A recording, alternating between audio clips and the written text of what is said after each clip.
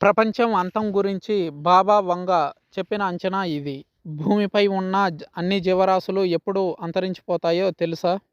ఆ విషయంలో ఏం జరుగుతుందోనన్న ఉత్సుకత అందరిలోనూ కలగడం సహజం.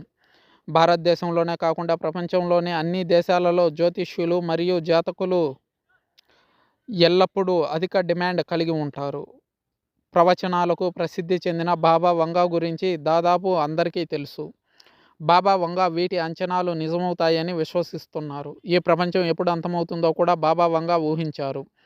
బాబా వంగా తన మరణానికి ముందు చాలా ప్రవచనాలు చెప్పారు.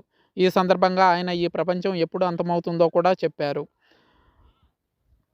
5079లో ప్రపంచం అంతం కానుందని బాబా వంగా అంచనా వేశారు.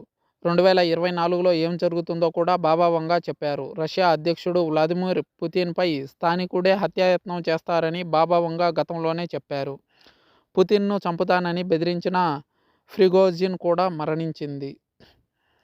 అతను ఉక్రెయిన్లోని చెర్నోబిల్ విపత్, యువరాణి డయానా మరణం మరియు అమెరికాలోని 9/11 దాడులను ఖచ్చితంగా అంచనా వేశాడు. 2024 గురించి బాబా వంగా చెప్పిన అంచనాలు కూడా నిజమవుతున్నాయి. 2024లో యూరప్లో అనేక ఉగ్రదాడులు జరుగుతాయని బాబా వంగా ముందే తెలిపారు. రష్యాలోని మాస్కోలో ఇటీవల ఉగ్రదాడి జరిగిన విషయం తెలిసిందే. రష్యా ప్రతీకారం తీర్చుకోకపోతే అది ఉగ్రరూపం దాల్చదు.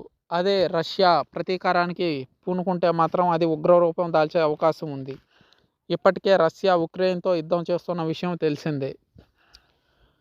మరోవైపు ఇజ్రాయిల్ ఇరాన్ యుద్ధం జరుగుతున్న విషయం తెలిసిందే. యుద్ధం యొక్క పరిధి ఉక్రెయిన్ దాటి విస్తరించే అవకాశం ఉంది.